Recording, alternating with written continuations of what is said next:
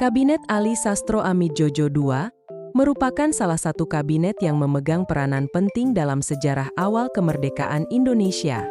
Dibentuk dalam situasi politik yang kompleks, kabinet ini diharapkan mampu mengatasi berbagai tantangan yang dihadapi bangsa Indonesia pasca kemerdekaan.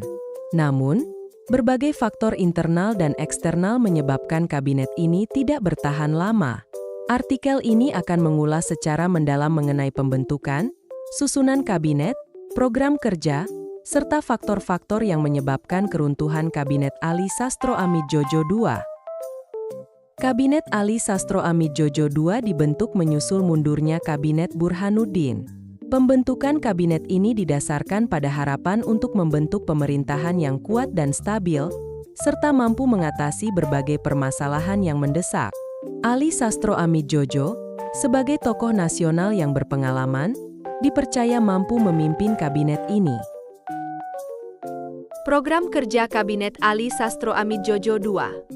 Kabinet Ali Sastro Amidjojo II memiliki beberapa program kerja utama, yaitu pembatalan Konferensi Meja Bundar (KMB), memperjuangkan masuknya Irian Barat ke Indonesia, meningkatkan kesejahteraan masyarakat. Program ini mencakup peningkatan kesejahteraan kaum pekerja dan pegawai negeri, serta usaha menyehatkan dan menyeimbangkan anggaran belanja serta keuangan negara. Mengganti sistem ekonomi kolonial, mengubah sistem ekonomi kolonial menjadi sistem ekonomi nasional. Melaksanakan keputusan Konferensi Asia Afrika. Selama masa jabatannya, ada berbagai keberhasilan Kabinet Ali Sastro Amidjojo II. Berikut penjelasannya. Membatalkan perjanjian KMB atau Konferensi Meja Bundar dengan mendapat dukungan secara penuh dari Presiden Soekarno, Kabinet Ali Sastro Amidjojo II dianggap sebagai titik tolak dari periode Planning and Investment. Hasilnya bisa dilihat dari keberhasilan pembatalan semua perjanjian dalam KMB atau Konferensi Meja Bundar. Perjanjian KMB tersebut kemudian dibatalkan secara unilateral atau sepihak. Kabinet Ali Sastro Amidjojo II juga mengadakan tindakan khusus dengan tujuan menampung akibat dari pembatalan perjanjian KMB. 2. Undang-Undang Nomor 1 Tahun 1957.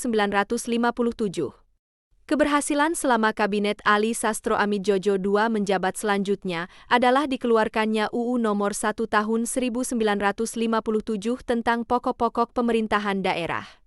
Undang-undang ini berhubungan dengan perkembangan ketatanegaraan, di mana UU tentang pokok pemerintah daerah berhak mengurus rumah tangganya sendiri dan perlu diperbaharui sesuai negara kesatuan. Kendala yang dihadapi Kabinet Ali Sastro Amidjojo II. Kabinet Ali Sastro Amidjojo II menghadapi beberapa kendala, di antaranya, berkobarnya semangat anti-Cina, terjadi gelombang anti-Cina di masyarakat.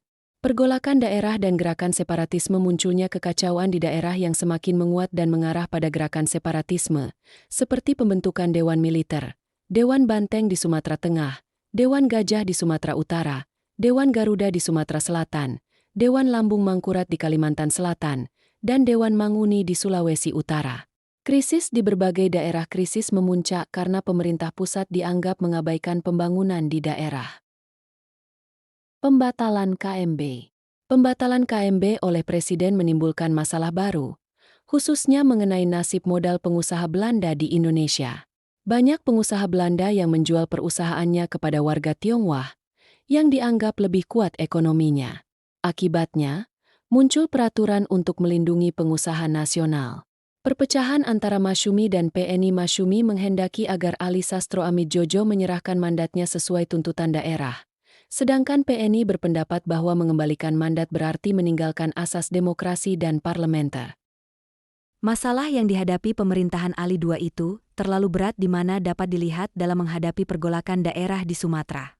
Masalah pergolakan daerah ini sangat kompleks pemecahannya, apalagi peristiwa ini didukung oleh kalangan militer. Pemerintah berusaha untuk mengatasi pergolakan ini secara maksimal dengan mengadakan kebijaksanaan perundingan dan menggunakan aspek militer. Tetapi dengan kebijaksanaan saja, tanpa didukung dari kalangan masyarakat itu sendiri. Dalam hal ini yang tersalur dalam partai politik, tentu hasilnya pun sia-sia.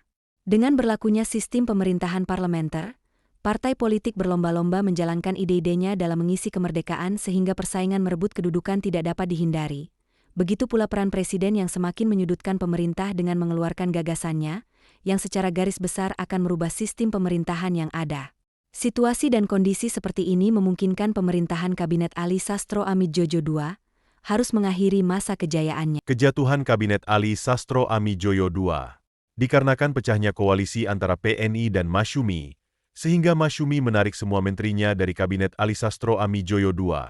Kegagalan ini membuat Kabinet Ali Sastro Amidjojo II mengembalikan mandatnya ke Presiden pada 9 April 1957 dan digantikan oleh Kabinet Juanda.